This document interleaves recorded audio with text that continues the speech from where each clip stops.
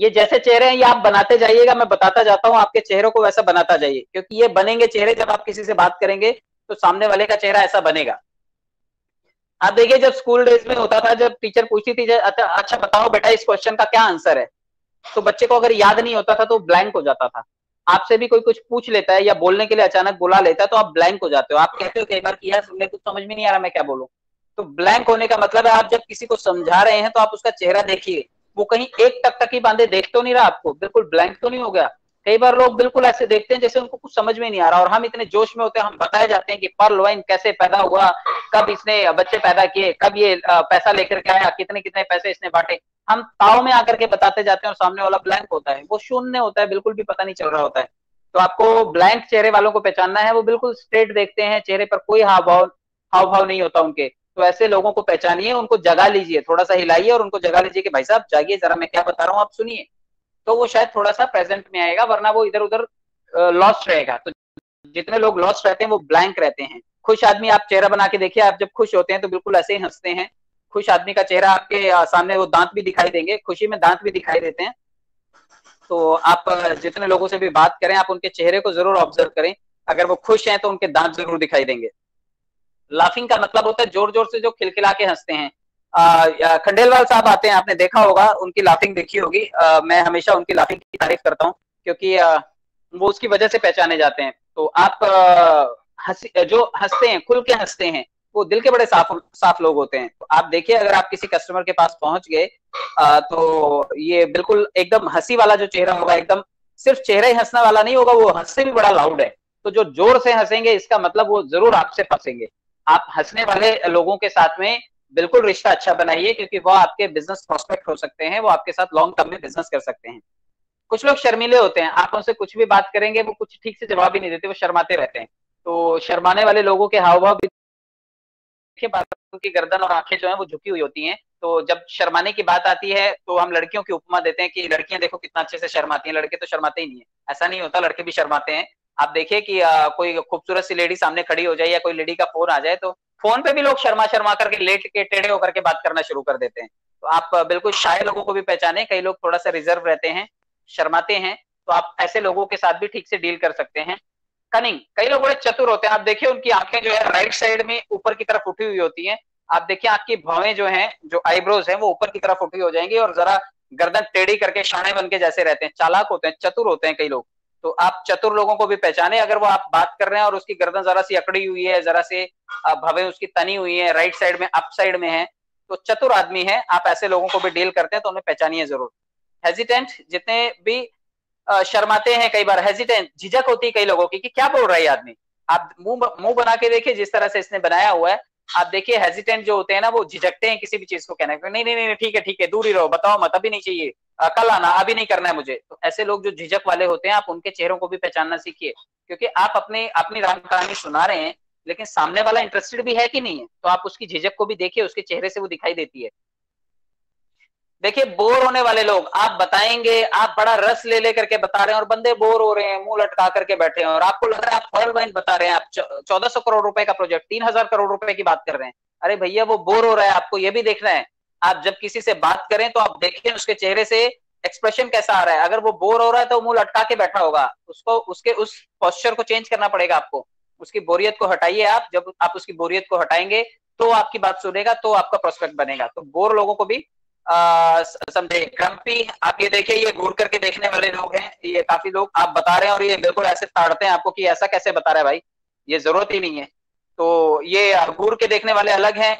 Angry लोग, आप देखिए वो चिढ़ जाते हैं, वो एकदम झंझला के बात करते हैं, और क्या है और क्या है और क्या है, बस हो गया क्या, वो लोग ऐसी बात करते हैं। तो जो गुस्से में चिढ़े हुए लोग हैं आप उनको भी बिल्कुल, कुछ लोग तो सिर्फ घूरेंगे आपको, लेकिन कुछ लोग गुस्सा दिखाएंगे आपको। तो गुस्सा दिखाने वाले के भी चेहरे से ही गुस्सा दिखता है। आप उसका हाथ पकड़ के थोड़ी देखते हो कि ये सामने वाला गुस्सा हो गया, तो आप उसके चेहरे को पहचानिए।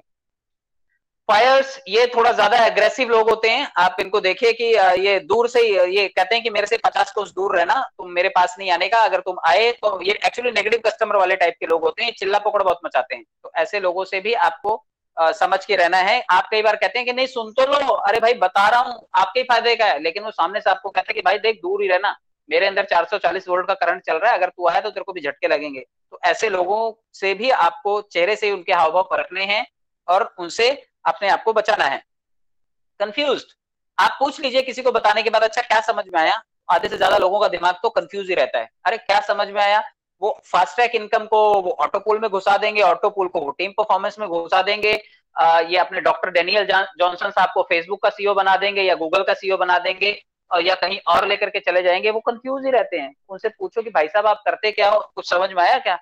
वो बोलेंगे आपको सब समझ में आ गया। जैसे ही पूछोगे तो उनके चेहरे से कंफ्यूजन दिखाई देती है, आपको समझ में आता है कि हाँ भाई ये कंफ्यूज आदमी है, इसके साथ में सौदा नहीं हो सकता। तो कंफ्यूजन उसकी दूर कीजिए। आप अगर वो बिल्कुल ऐसे गर्दन टेढ़ी करके आपको एक अलग तरीके से देख रहा है तो आपको समझ में आ जाना चाहिए कि ही इज कंफ्यूज।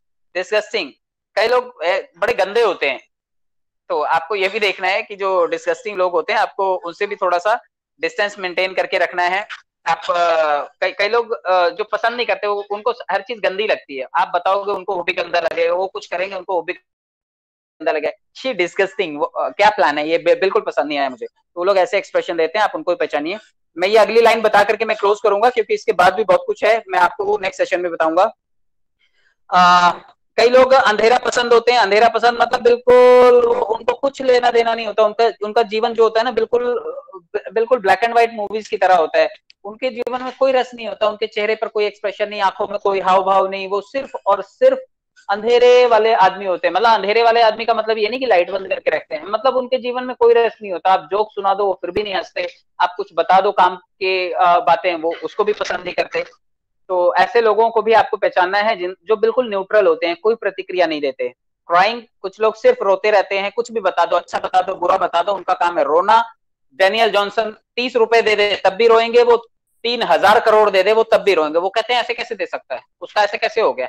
मतलब वो अर्जुन की तरह मछली की आंख पे नहीं ध्यान देते, वो पेड़ के पत्ते गिनते रहते हैं। तो आपको देखना है, रुतड़ू लोगों से भी सावधान रहना है। अगर ऐसे लोगों को आपने सिस्टम में जोड़ दिया तो ये लोग रोते रहेंगे और आपको परेशान करते रहेंगे।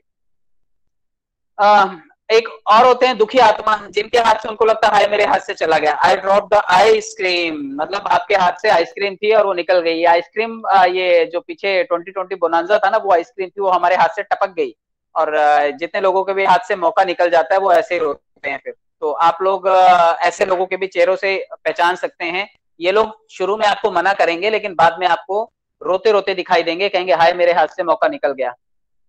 फियर और पेन में रहने वाले, ये भी चेहरे से दिखाई देता है। कई बार लोगों का जो दर्द होता है उनके जीवन में, उनकी तकलीफों को लेकर के, ये दर्द हमें उनके चेहरों से दिखाई देता है। तो आपको चेहरे पढ़ने भी आने चाहिए, फेस रीडिंग अच्छे से आनी चाहिए कि लोग चेहरे पर दर्द लिए घूम रहे हैं क्या, उनके जीवन में किस चीज का दर्द है, पैसों का है, रिलेशनशिप का है, बच्चों का है, परिवार का है, किस चीज का दर्द है। आप बातों में सिर्फ और सिर्फ जोश में आकर के जोश टॉक्स करने चले जाएंगे, आप अपनी बातें बताने चले जाएंगे, तो सामने वाले को पहचान नहीं पाएंगे। उसका डर और उसके जीवन में चलने वाले दर्द जो है वो भी आपको उसके चेहरे से ही समझ में आएंगे। हाव भाव, चेहरा हमारे मन की जबान होता है, हमारे मन में क्या चल रहा है वो हमारा चेहरा एक्सप्रेस करता है। तो आपको चेहरे को पढ़ना आना चाहिए।